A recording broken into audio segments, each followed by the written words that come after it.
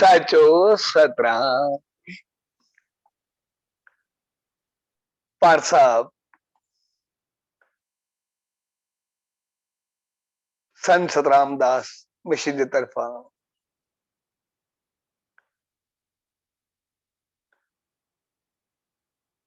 सरवार दी हलंदर इन श्रृंखला में अज इन सुहाने सत्संग समारोह में शामिल थे आहियूं। सुहिणी प्यार भरी घड़ियुनि में सभिनी भाउरनि भेनरुनि ऐं सॼी संगत खे पूज डेवरी साहब संत सतराम धाम राणकी साहब जी तरफा आशीर्वाद शुभकामनाऊं ऐं वाधायूं।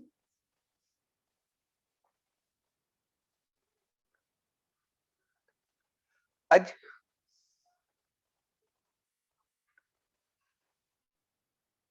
के पुछो आहे त निम्रता छा आहे ऐं उनखे कीअं अपनाइजे। सच जे दौर में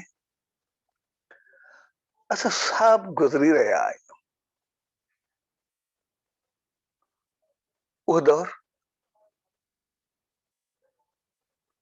कुछ दुखनि सां भरियल आहे, कुछ तकलीफ़ुनि सां भरियल आहे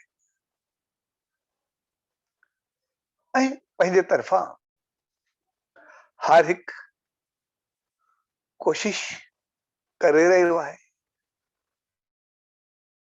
त कीअं बि इन दौर खां थोरो ॿाहिरि निकिरजे, संसार में वरी सुख ऐं शांति फैलजे ऐं हर हिकु इन कोरोना जे दौर में उन सच्चे साईं, उन ईश्वर, उन मालिक जी करुणा खे निहारे रहियो आहे।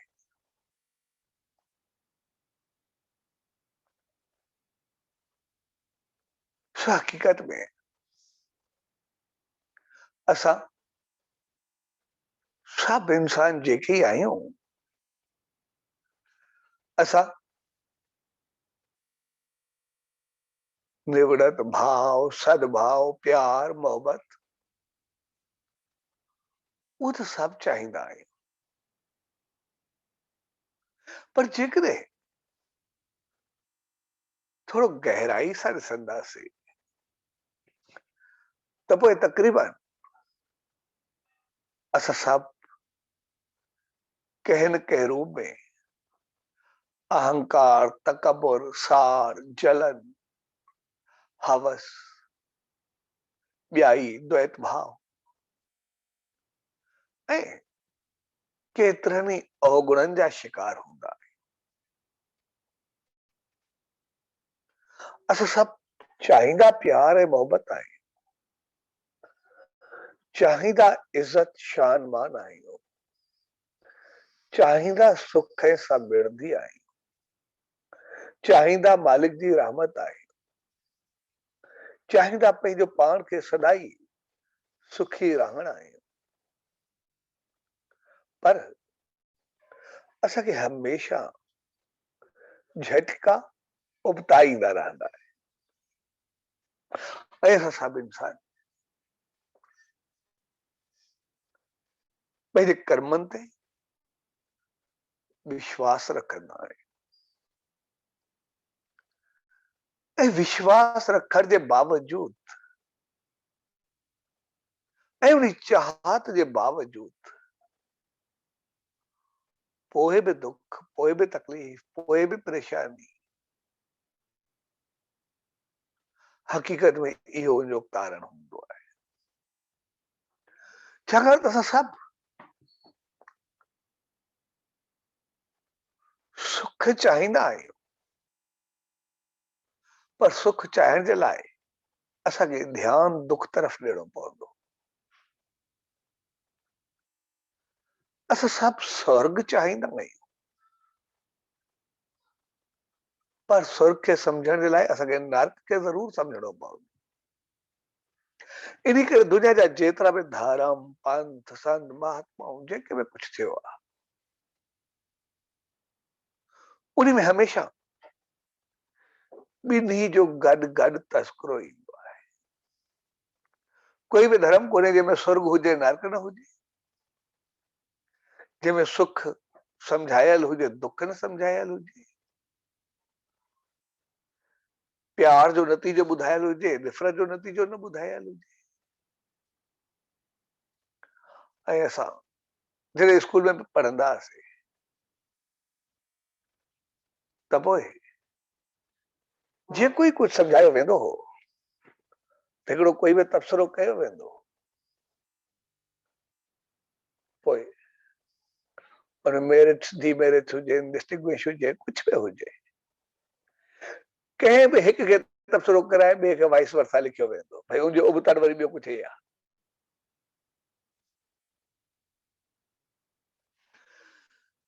त साॻिए नमूने असांखे नतीजा ॿई ॾिसणा पवंदा आहिनि।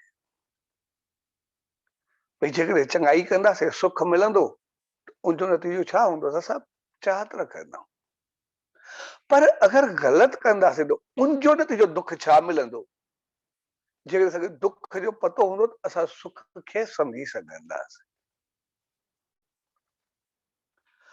असां स्वर्ग त चाहींदा आहियूं, पर जेकॾहिं उहे स्वर्ग वारा कम न कयासीं, उबता कयासीं, उहो नर्क में छा छा थींदो असांखे उहो बि ॾिसणो पवंदो। साॻिए नमूने असांजो खाइण पीअण, असांजो पहनावो, असांजो उथण वेहण, असांजा तौर तरीक़ा, असांजा अंदाज़, असांजो ॻाल्हाइण, असांजो उथण वेहण, असांजो सच, असांजो कूड़, यानी जेको बि कुझु आहे असां जॾहिं ॿिन्ही खे ॾिसंदासीं त पोइ सही नमूने सम्झी सघंदासीं। जेकॾहिं सही खाधो खाईंदासीं त पोइ असां केतिरो सेहतमंद हेल्दी बहितर रहंदासीं, असांजी सोच केतिरी बहितर हूंदी असां सम्झी सघूं था। पर जेकॾहिं उबतो कुझु यूज़ कंदासीं, उल्टी दिनचर्या हूंदी, त उनजो नतीजो छा थींदो उहा बि असांखे ज़रूर सोचणु खपे। तंहिंजे करे असां सिहत जूं खाधे पीते जूं ॻाल्हियूं कंदा आहियूं, ऐं पोइ जॾहिं कुझु नतीजो उल्टो निकिरंदो आहे त पोइ उते पतो पवंदो आहे जेका ग़लती थी उनजो नतीजो आहे, उनखे असां सम्झण जे लाइ तयारु न हूंदा। जेकॾहिं उन खे असां थोरो अॻु में सम्झूं त ही करण सां हे तकलीफ़ थींदी त पोइ शायदि असां अॻु में ई संभाले वञूं। पर असां उन तकलीफ़ खां थियण खां अॻु में लापरवाह हूंदा आहियूं ऐं थियण खां बाद पछताईंदा आहियूं। ऐं वरी वॾी ॻाल्हि आहे जॾहिं तकलीफ़ लहंदी आहे त वरी बि ओढ़ाई थी वेंदा आहियूं। असुल सम्झण जी ॻाल्हि इहा हूंदी आहे। अॼु जे दौर में असां गुज़रूं था, कोरोना जे दौर में असां ॾिसंदासीं हुनमें कुझु न कुझु असांजी लापरवाही ज़रूर हूंदी, कुझु न कुझु असांजी मनमानी ज़रूर हूंदी, कुझु न कुझु असांजो हुनमें अहंकार ज़रूर हूंदो। छा कंदो कीअं कंदो, पर जेकॾहिं छा कंदो कीअं कंदो उन खां अॻु सम्झजे आ अगरि कुझु कंदो त पोइ छा थींदो। असां पाण खे थोरो बचाव ॾियूं आहे त शायदि घणी हद तक बची बि सघूं हा। ऐं उन एहतियात खां सवाइ पोइ जेको थींदी आहे जेका मालिक जी मर्ज़ी, ऐं जेके ते चयोसीं भई जेको कर्मनि जो फल, अगरि कर्मनि जे फल ते अॻिते पाण ॻाल्हायोसीं भई यकीन रखूं था त पोइ असां अहिड़ा कर्म कयूं ई छो, वरी हलो ते अचूं। असां छो न हाणे सभु पंहिंजो पाण खे बहितर करे सघूं।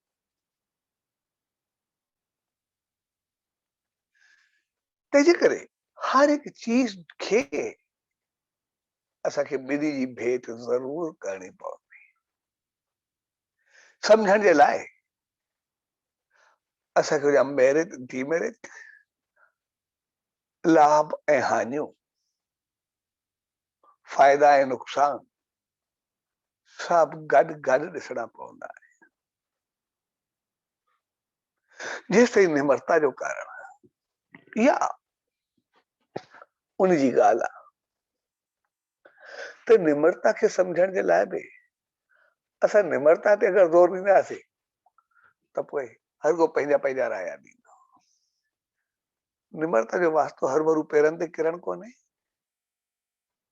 निमरता जो कारण हरू भरू सभु पंहिंजो पाण खे घटिया सम्झण कोन्हे या रखण कोन्हे। निमरता जो मक़सद आहे इज़त, शान, मान। निमरता जो मक़सद आहे प्यार, मोहब्बत। निमरता जो मक़सद आहे सुकून, शांति, सेटिस्फेक्शन। निमरता जो मक़सद आहे मुस्कुराहट, प्यार, खुशी, खुशहाली। निमरता जो मक़सद आहे सेहत, हेल्थ, जीवन, शक्ति। निमरता जो मक़सद आहे सद्भाव, सबके मोहब्बत ॾियण, प्यार ॾियण, प्यार पाइण। छाकाणि त निमरता अहंकार जो ज़द आहे, ऑपोजिट वर्ड आहे। निमरता खे सम्झण जे लाइ असांखे पहिरियां ई अहंकार खे सम्झणो पवंदो। भई जेकॾहिं अहंकार हूंदो त छा थींदो? अगरि अहंकार में हूंदासीं त सिधी सी ॻाल्हि आहे कि माण्हू खे माण्हू बि न सम्झंदासीं। पंहिंजे ईगो में रहंदासीं। सभिनी सां रिश्ता नाता डिस्टर्ब थींदा, सदाई परेशानी थींदी, सदाई दिमाग़ में तनाव हूंदो। ऐं हक़ीक़त में जंहिंसां अहंकार जेके असां चवंदा आहियूं उहो हक़ीक़त में त डिप्रेशन आहे। हक़ीक़त में हिकिड़ो ख़ौफ़ आहे, फियर आहे, ॾकाउ आहे। छाकाणि अहंकार वारे माण्हू खे लॻंदो आहे कि शायदि एॾो ईगोइस्ट का शायदि करे थो। हक़ीक़त में उहो अहंकार सां भरियल आहे, यानी ख़ौफ़ में आहे। हुनखे सदाई ख़ौफ़ रहंदो, मां हुते वञा, मुंहिंजी इज़त मिलंदी न मिलंदी, सही आस्थान मिलंदो, मूंखे हिन जॻह ते वञणु खपे न वञणु खपे, ऐं हुते वञण खां बाद मूंखे माण्हू छा चवंदा। ऐं सभु ॻाल्हियूं जेके जेके थींदियूं वेंदियूं उहे सभु उनखे सभिनी खां दूर कंदियूं वेंदियूं, कटींदियूं वेंदियूं। ऐं जीअं दूरी थींदी, जीअं अहंकार वधंदो, हक़ीक़त में सभिनी प्यार जे बजाए निफ़रत पैदा थी। सदाई अहंकार में भरियल ईगो सां छा ॻाल्हायूं, कीअं कयूं? हर को पाणी परे थी वेंदो। सदाई बजाए जेतिरी मालिक रहमत कई आहे उनखे अहंकार तॾहिं थींदो जॾहिं का गुण हूंदो, जॾहिं कोई शक्ति हूंदी, जॾहिं कोई ताक़त हूंदी। न त अहंकार छा ते हूंदो? यानी उन पंहिंजो पाण खे बि उन गुण खे बि असां बिल्कुलु सुकड़ाए छॾींदासीं, उनखे बिल्कुलु रोके छॾींदासीं। ऐं सदाई जेको दिमाग़ में ख़ौफ़ हूंदो, हक़ीक़त में अहंकार ख़ौफ़ जो नालो आहे, अहंकार को वॾाई जो नालो आहे ई न। ऐं उनजे करे दिमाग़ ते सदाई टेंशन रहंदो, तनाव रहंदो। ऐं दिमाग़ जे तनाव जे करे सभु बीमारियूं पंहिंजो पाण अचणु शुरू थी वेंदियूं। ऐं उन ईगो जे करे असां कंहिंखे कुझु सम्झंदासीं न, ऐं जेसि ईगो जी कड़ी हूंदी असां परमात्मा को बि करोड़ मैल परे थी करे रहंदासीं। कंहिं जॻी जॻह ते वेंदासीं, उते बि पंहिंजो आस्थान ॻोल्हींदासीं, अॻ में कोई चवाए मोकिलंदासीं, कुझु अहिड़ो कंदासीं। जिते असांखे वञी करे शीश झुकाइणो आहे, उते जॾहिं अहंकार में वेंदासीं त असां पाईंदासीं छा?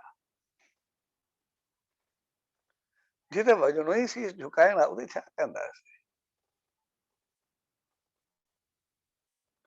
ऐं अहंकार असांजे वॾ नंढाई जो क़दुरु ख़तम कंदो। वो हिकिड़ो हुयो, मूंसां ॾाढी लॻंदी हुअसि, ईगो में ॾाढो भरियल हूंदो। हिकिड़े ॾींहुं मां हूंदी आहे, उहा त वेचारी पंहिंजे लफ़्ज़नि सां ॻाल्हाईंदी आहे न, मां त प्यार में सॼो नालो खणंदी कोन्हे, पिछो हिसो नालो खणंदी आहे। पोइ पंहिंजी जॻह ते ऑफिसर थी वियो, चङी पोस्ट ते हो। हिकिड़े ॾींहुं मां अॼु सॾु कयुसि,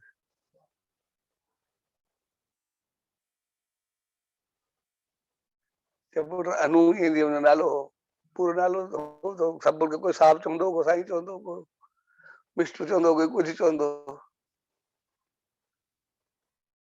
जीअं चयसि, पोइ मां खे चई, हाणे सभु मूंखे एतिरा नालनि सां सॾींदा आहिनि, ॿियो न पुॼे, नालो त पूरो खयों कान, उहो बि न पुॼंदो थी, अंदरि साड़े छॾींदी आहे। यानी उहो प्यार खे महसूस ई न करे सघंदा, मोहबत खे उहो महसूस ई न करे सघंदा।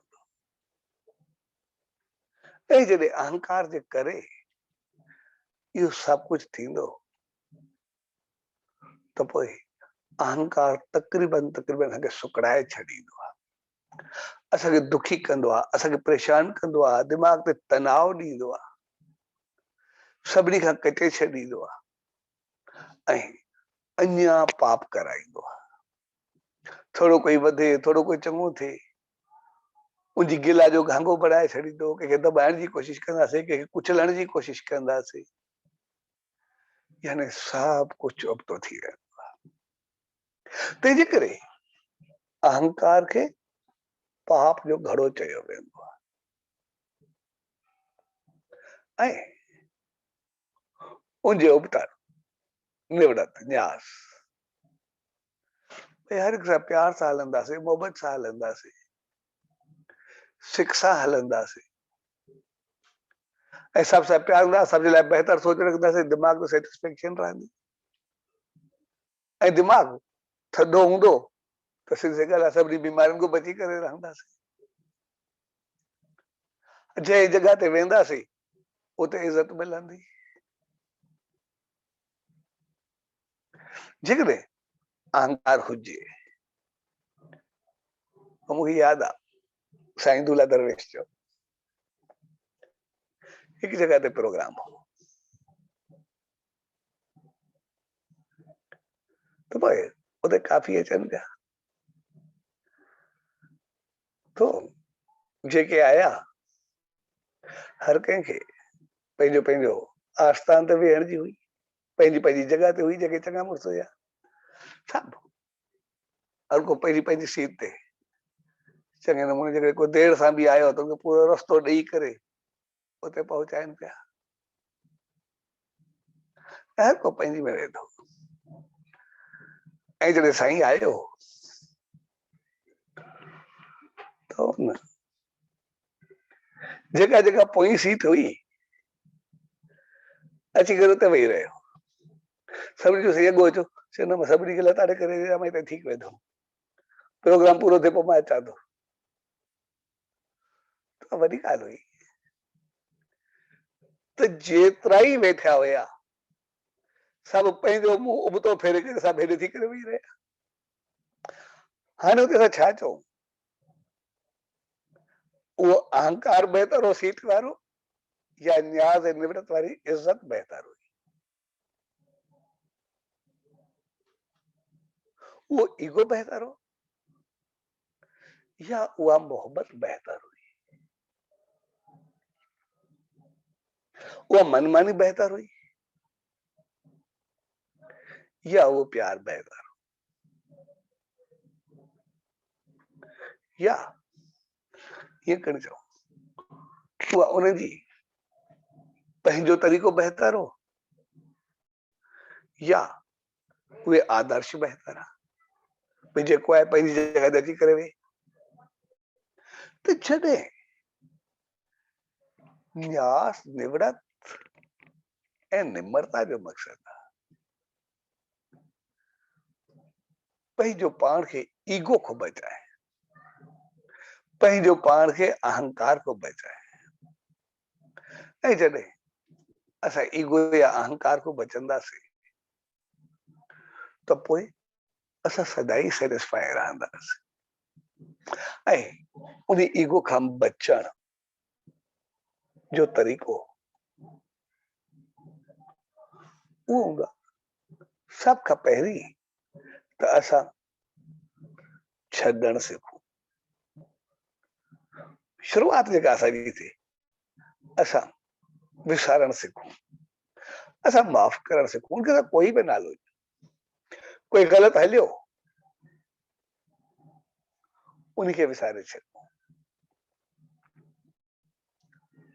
ऐं कंहिं सां चङो हलियासीं उनखे बि विसारे छॾियूं। पर कोई चङो हले उनखे सदाई यादि कयूं, उहो न विसारियूं।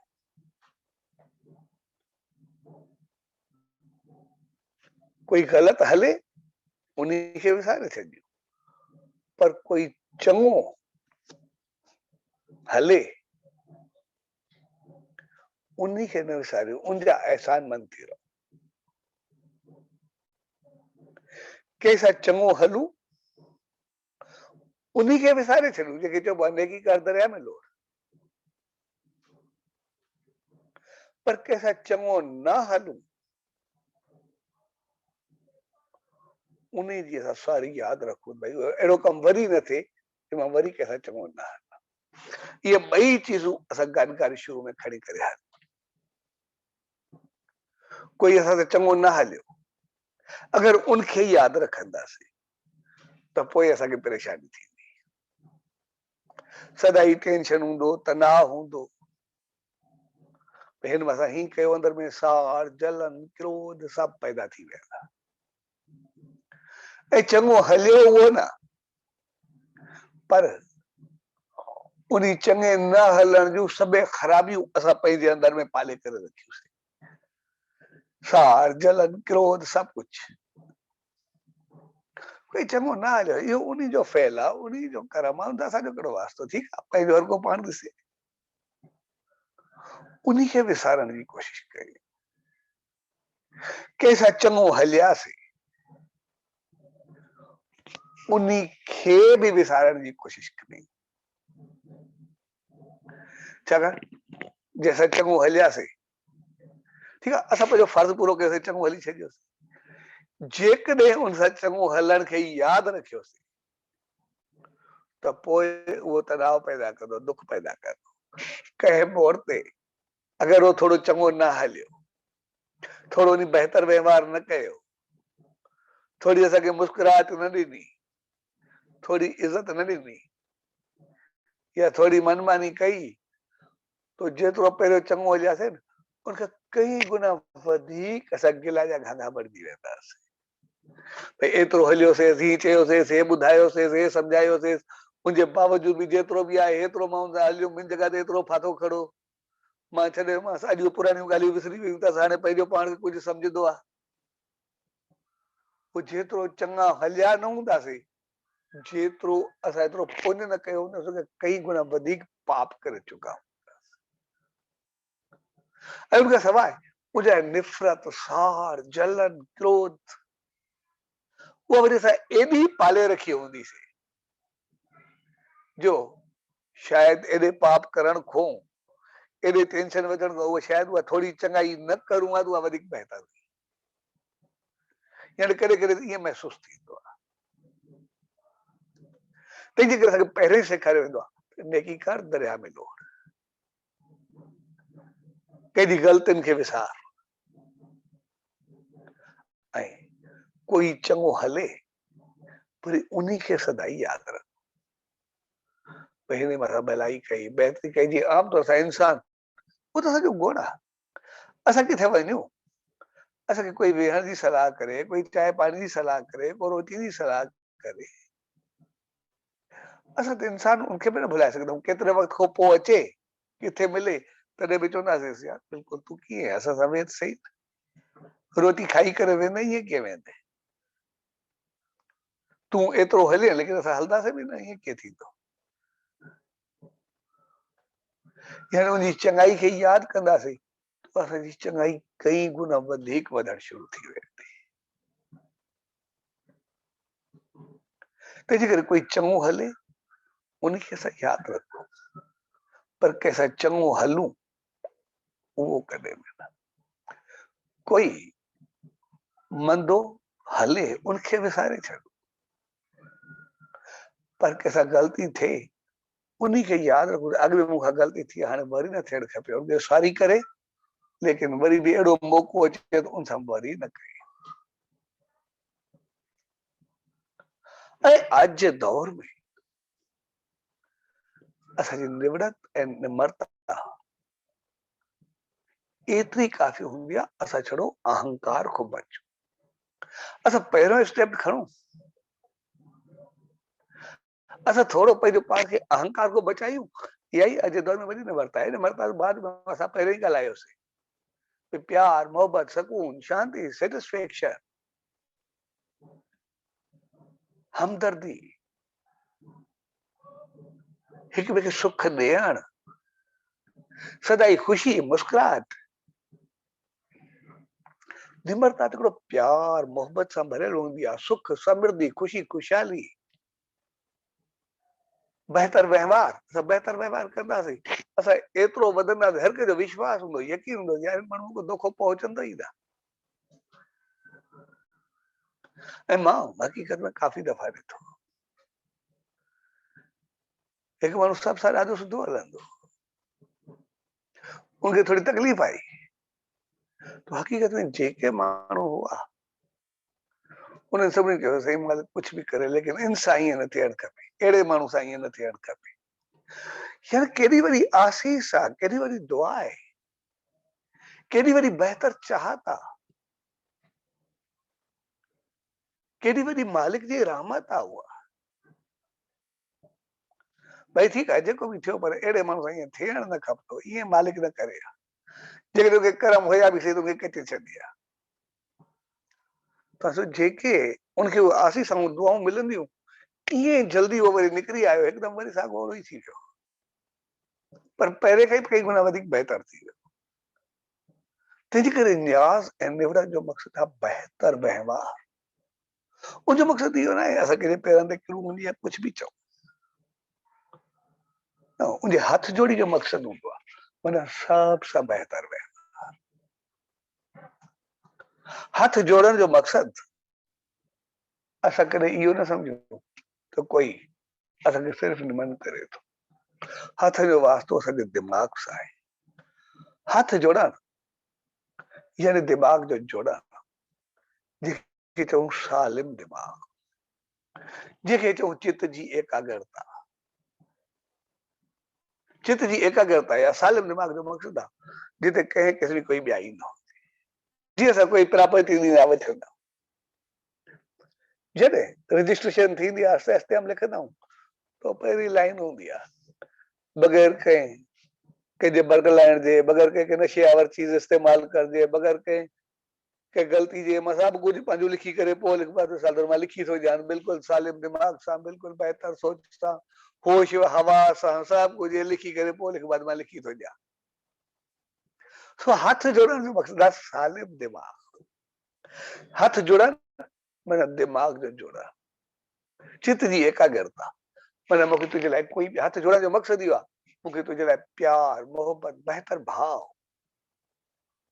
बहितर सोच, चित जी एकाग्रता, मोहब्बत सां मां तुंहिंजो स्वागत कयां थो। तुंहिंजो मक़सदु हिते ॿियाई, द्वैत भाव, ग़लति भाव, साड़, हसद, ख़ुशामद, जिते सभु कुझु ख़तम थी वञे। हथ जोड़ण जो मक़सदु आहे सालिम दिमाग़, बस सिर्फ़ु थोड़नि लफ़्ज़नि में। तंहिंजे करे निमरता जो मक़सदु आहे सालिम दिमाग़, यानी हर कंहिंजे लाइ बहितर भाव, बहितर सोच। हथ जोड़ण खे हर भरोसा हो बि न सम्झो।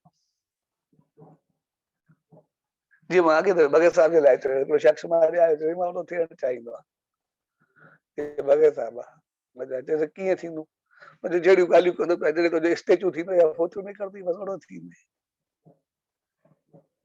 चयोसि उहो कीअं, मां ओड़ो थियां। मां चयो बग़ैर साहिब थियण जे लाइ अॻु में उनजी स्टडी कर, उहे नी मंज़िल ते ईअं काथे पहुतो। उन जेका सचे साईं जी शेवा कई, उन जे वचन ते अमल कयो, उन ते हलियो, उन खे पातो, उन ते पंहिंजो जीवन ॾिनो, उनखे पंहिंजे अमल में आंदो, उनजे हर हिकु लफ़्ज़ में, हर हिकु कर्म में, हर हिकु क्रिया में उनखे सचे साईं जी रहमत यादि हुई। इन करे जॾहिं बि कोई उन सां चङो हलियो तॾहिं बि उन जी रहमतुनि खे यादि कयो, कोई ग़लति बि हलियो तॾहिं बि उनजी रहमतुनि खे उन पहिरें खां कई गुना वधीक संभाले रखियो। पोइ कंहिं टोकरी में पैसा ॾिना, कंहिं सां मुंहुं में सिक्का मारिया, कंहिं कुझु बि कयो, काफ़ी केतिरा ई दफ़ा थियो, केतिरी ॻाल्हियूं थियूं, पर हुन वचननि खे कॾहिं विसारियो। हथ जोड़ण जो मक़सदु आहे सालिम दिमाग़, निम्रता जो मक़सदु। असां भगत साहब खे निम्रता जी मूर्ति खणींदा, पर उनजो मक़सदु इहो न कि काथे काथे उहो कोई हेठिया ई हूंदी। उनजो मक़सदु इहो त असां बहितर सो सचे साईं जे वचननि ते अमल, उनजी रहमत खे पाए ऐं निम्रता खे सम्झ लाइ जेको कुझु ईगो मुंहिंजो नुक़सान थींदा, उनजो उबतर जी पर्दा से वाइस वर्सा, उहा ई त निम्रता आहे। भाई ईगे सां असां सभिनी खे धिकारंदासीं, लेकिन प्यार सां सभिनी खे भाकुर पाईंदासीं, उहो ई त प्यार आहे। असां कंहिंजा ग़लति लफ़्ज़ ॻाल्हाईंदासीं, ईगो में भरिजी करे कंहिं कुझु चई रखंदासीं, उनजी जॻह ते मिठा लफ़्ज़ ॿोले करे कंहिंसां मोहबत सां हलणु, उहो ई त निम्रता हूंदी आहे। किथे अहंकार सां वञणु, पर उते सभ सां वञणु, सभ सां मिलणु, उहो ई त प्यार ऐं मोहबत हूंदी आहे। इन करे निम्रता जो थोड़नि लफ़्ज़नि में मक़सदु सेटिस्फेक्शन, सब बेहतर व्यवहार, खुशी खुशहाली, मोहब्बत, इज्जत, शान, मान, हमेशा चङे हलण वारे खे इज्जत मिलंदी आहे, शान मिलंदी आहे, प्यार मिलंदो आहे, विश्वास मिलंदो आहे, यकीन मिलंदी आहे, ऐं जॾहिं सभु कुझु मिलंदो आहे त मालिक जी रहमत मिलंदी आहे, ऐं पोइ हू सदाई वधंदो हलंदो आहे। तंहिंजे करे छाकाणि असांखे मैरिज ऐं थी मैरिज जॾहिं ॿई गॾु रखंदासीं सम्झी सघंदासीं। छड़ो निम्रता ते ॻाल्हाईंदासीं, ईगो खे छॾे ॾींदासीं त पहिरियों चवंदासीं हाणे केरु सभिनि सां कीअं हली सघंदो, कीअं थींदो। पर असां जेके ईगो मुंहिंजो नुक़सान आहिनि, जेके दुख आहिनि, बीमारियूं आहिनि, कष्ट आहिनि, असां उन खां बचंदासीं। जी असां कोरोना काल में हली रहिया,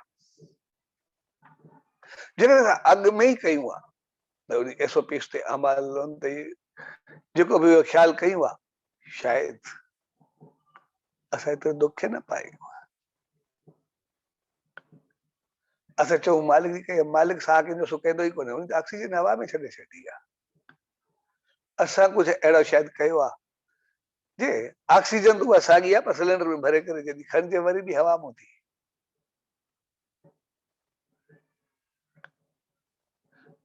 साह असां घुटायो आहे, उन मालिक न घुटायो आहे। उन पहिरीं लहर में ई असांखे कॉन्शियस करे छॾियो भई चङो थो, अॻिते सां बहितर थी वञे। असां जेकॾहिं श्वास जी क्रिया, नाम, ध्यान, सिमरन, पंहिंजी दिनचर्या, पंहिंजो एसओपीस ते अमल उहो थोरो बहितर कयूं आहे त शायदि अञा बि वक़्तु आहे, असां वरी पंहिंजो पाण खे थोरो अञा बि समाज बहितर कयूं, पर असां थोरो जल्दी भुलिजी न वञे। ऐं पोइ मालिक जी रहमत हूंदी आहे, जीअं ई असां थोरो पंहिंजो पाण खे बहितर कंदा आहियूं, पोइ त वरी वरी रहमत ॾियणु शुरू कंदो आहे। असांजो मालिक कीअं हूंदा, जीअं ॿार केतिरो बि ॾुखियो हुजे, केतिरो बि ग़लति हुजे, कीअं बि हुजे, वरी थोरे प्यार सां माउ या पीउ जी गोद में अचे त पोइ वरी हो भाकुर पाए छॾिंदी आहे, गोद में सुम्हाए छॾींदी आहे। पोइ सभु भुलिजी वेंदा आहिनि कहिड़ियूं ग़लतियूं कयूं, ठीकु आहे जेके कई, पर हाणे वरी चङो थी विया। साॻे नमूने असां थोरो पंहिंजो पाण खे वरी हाणे बदिलाइण जी कोशिशि कई, उहो त गोद में वठण जे लाइ तयार ई आहे, सिर्फ़ु असां थोरो पंहिंजो पाण खे बहितर कयूं।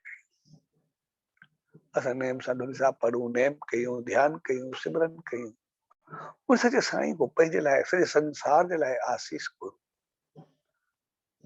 असां चयो आसीस उन मालिक जी रहमत वॾो कमु कंदी, असां जेके श्वास खणंदासीं असांखे इम्यूनिटी ॾींदा, असां पंहिंजा खाधा बहितर कयूं, अंदाज़ बहितर कयूं, उथी वेठी बहितर कयूं। हलो असां अहंकार खे छॾे करे पाप खां बचूं। असां इहो सोचूं भई अहंकार में असां मास्क न पायूं, असां इहो बि न सोचूं असां अहंकार में, छाकाणि अहंकार में हूंदा ॿियो मांखे छा कंदो, इहो अहंकार जी निशानी आहे। पर असां चऊं भई मां मास्क न पाईंदुमि, मांखे छा थींदो, कुझु बि न थींदो, मां पाण मुंहिंजी इम्यूनिटी मज़बूत आहे, मां ताक़तवर आहे, सभु सही आहे। पर अगरि ग़लती खां असांजो कंहिंखे वञे उन पाप को बची छॾूं, भई उहो त न्याज़ आहे, उहो त प्यार आहे, उहो त मोहबत आहे, उहा त निबड़ता आहे, भई मास्क पाए करे वधीक ॿिए खे त बचायूं। भई ॿिए खे दुख ॾियण जो मां पाप न खणंदुमि, मूंखे पंहिंजी फिक्र कोन्हे, तॾहिं बि ठीकु आहे। तंहिंजे करे अॼु जे प्यार भरे मौक़े ते पाण सभु गॾु थियऊं। असां जॾहिं बि कोई फ़ैसिलो कयूं ॿिन्ही खे गॾु करे रखूं।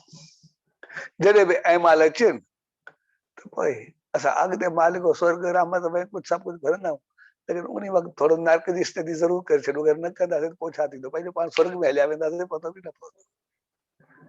ऐं बहितर छा थिए, स्वर्ग में वेंदासीं छा, पंहिंजे घर परिवार खे स्वर्ग करे छॾींदासीं, इते ई स्वर्ग में रहंदासीं, इते ई ख़ुशी ख़ुशहाल रहंदासीं, इते ई रहमतुनि में रहंदासीं। हरू भरू वॾे मथे छो वञूं, हिते ई पंहिंजी धरती खे स्वर्ग बनाए छॾींदासीं, सभु कुझु बहितर थी वेंदो। स्वर्ग वञण जो ज़रूरु कोन्हे, मूंखे ॿिए पासे वञिणो पवे, असां सभु कुझु हिते करे सघंदा आहियूं। ऐं मालिक असां सभिनी खे एतिरी रहमत ॾिनी बि आहे। सो छंछरवार जी श्रेणी में शंकरा ते अॼु जेको पाण साहब संत रामदास मिशन जे तरफ़ां सभु गॾु थियासीं, त उन सच साईं दारी इहा ई अरदास त पाण सभिनी खे अहिड़ी रहमत सुमत ऐं हिम्मत बख़्शे, उन सच साईं जी अहिड़ी रहमत हुजे जो सॼे संसार में सुख हुजे, शांति हुजे, हर को पंहिंजे घर परिवार पंहिंजे संसार सां सुखी व आबाद हुजे। ऐं मालिक सां सभिनी खे अहिड़ी सुमत ॾे जो सॼा अहमाल करम उथी वेठी अंदाज़ खाधा पीता एतिरा बहितर हुजनि जी असांजी सोच, असांजा अमल, असांजा करम, असांजो नाम ध्यान शाल उन सच साईं के पास पए, उन मालिक के पास पए, ऐं असां सदाई हर जगह ते सुख व आनंद सां रहूं। ऐं इन माहौल में जेके जेके असांजा भाउर भेनर हिन संसार में हलिया विया आहिनि, पूरे संसार में उन सच साईं दारी इहा ई अरदास उन सभिनी खे पंहिंजी रहमत में रखे, आशीष में रखे, ऐं जेके उन माहौल में थोरो फाथल आहिनि, मालिक उनखे जल्दी सेहत ॾे, हेल्थ ॾे, सदाई उहे बहितर थी करे पंहिंजे घर परिवार सां ख़ुशी ऐं आनंद में रहे, ऐं बाक़ी सॼे संसार खे मालिक सदाई सुखनि सां भरियो रहे, हर दुख खां आजो रहे, असांखे अहिड़ी सुमत ॾे कि सदाई उन मालिक जी रहमत खे पाए, सदाई उनजी आशीष जा पात्र बणिजंदा। स्वाजी प्यार भरी गॾियुनि में सभिनी भाउरनि भेनरुनि ऐं सॼी संगत खे पूज्य डेवरी साहब संत सतराम धाम रारकी साहब जे तरफ़ां आशीर्वाद, शुभकामना, वाधायूं। सचो सतराम, सचो सतराम, सचो सतराम।